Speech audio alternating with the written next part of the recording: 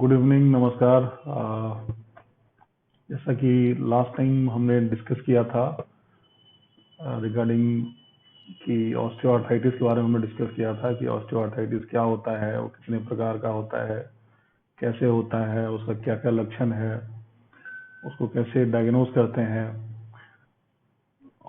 तो आज हम मेनली बात करेंगे कि आर्थराइटिस का ट्रीटमेंट क्या है, कैसे उसको मैनेज करते हैं। तो जैसे ऑलरेडी हम डिस्कस कर चुके हैं कि आर्थराइटिस के 4 स्टेज होते हैं और उसका ट्रीटमेंट भी डिपेंड करता है कि आपका घुटना कौन से स्टेज में है, आपको कितनी तकलीफ है, उसके अकॉर्डिंगली इसका ट्रीटमेंट डिसाइड होता है।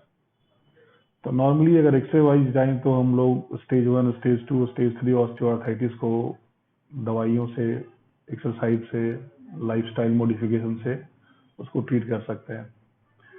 तो जो सबसे पहला जो रोल आता है वो लाइफस्टाइल मॉडिफिकेशन का है, जिसमें हम लोग सजेस्ट करते हैं वेट कम करने का, वेट रिडक्शन करना है। अगर आपका वेट, अपने बॉडी वेट का आप 10% कम करते हैं, जिससे आपके घुटने के दर्द में काफ़ी ज़्यादा रिलीफ मिलता है।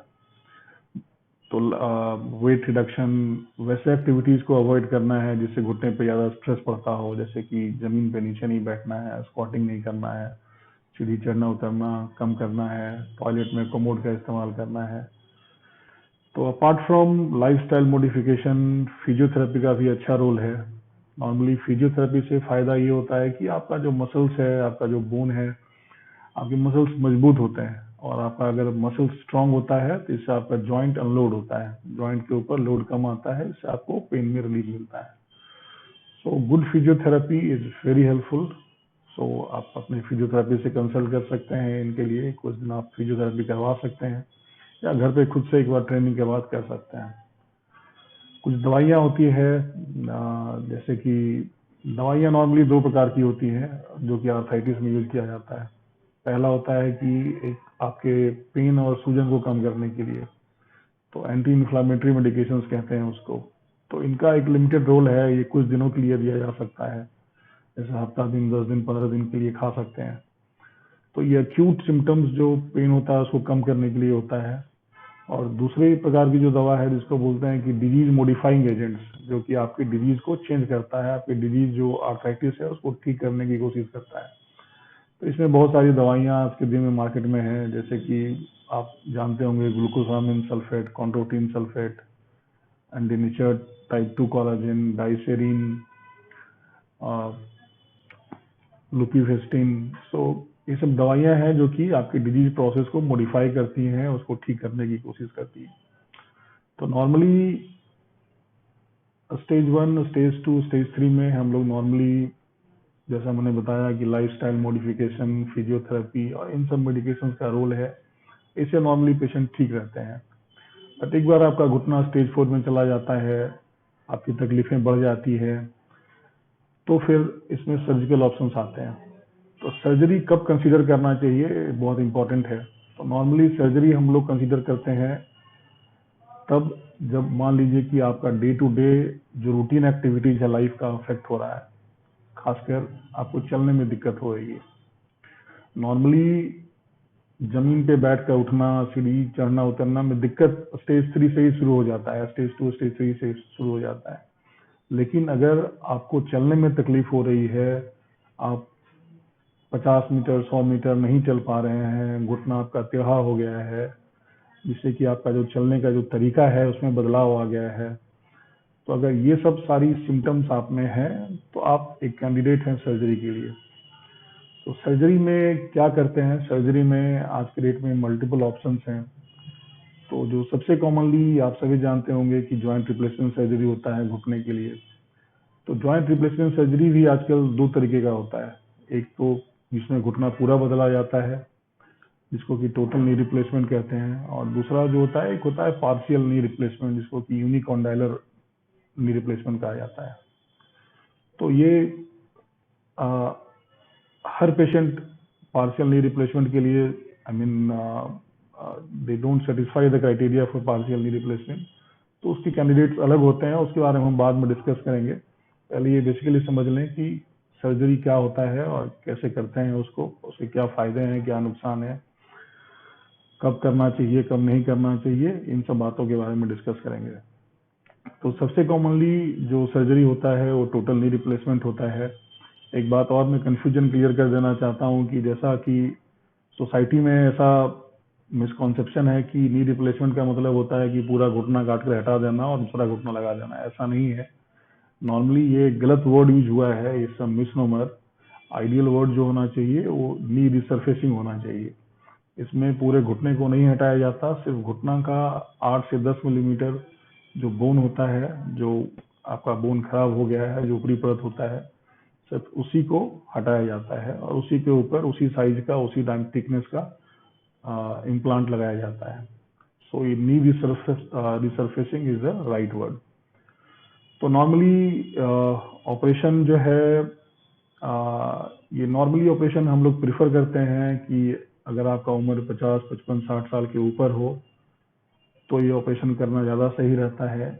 एज इसके लिए कोई क्राइटेरिया नहीं है, आप किसी भी उम्र में ये ऑपरेशन करवा सकते हैं। 80 साल, 90 साल, अगर आप फिजिकली एक्टिव हैं और आप सर्जरी से फ़ायदा उठा सकते हैं तो एज इसके लिए कोई बार नहीं है। जहाँ तक दूसरा सवाल जो इम्पोर्टेंट क्राइटेरिया होता है, वेट अगर आपका ज़्यादा है, अगर आपका बॉडी मास इंडेक्स 40 से कम है, तो ऐसा बहुत सारा स्टडीज आया है जिसमें कहा जाता है कि अगर आपका body mass index less than 40 है तब भी सर्जरी का रिजल्ट बहुत ही अच्छा है, उन लोगों में भी सर्जरी हो सकती है। लेकिन अगर आपका बॉडी मास इंडेक्स, आपका जो वेट है वो ज़्यादा है, मोर देन 40 है, तो नॉर्मली उन कंडीशंस में रिकमेंड किया जाता है कि आप अपना वजन कम करवाएं, या तो किसी डाइटिशियन से कंसल्ट करें, या उसके लिए बैरिएट्रिक सर्जरी होता है वो करवाएं, जिससे कि आपका वजन कम हो और फिर आप ऑपरेशन घुटने का करवा सकते हैं। तो एज, वेट दो इम्पोर्टेंट क्राइटेरिया हो गया। तीसरा इम्पोर्टेंट चीज़ है कि सर्जरी के पहले कुछ ब्लड टेस्ट करना होता है, जिससे कि हम जान सकें कि आप सर्जरी के लिए फिट है या नहीं फिट है। तो इसके लिए प्री ऑपरेटिव असेसमेंट होता है।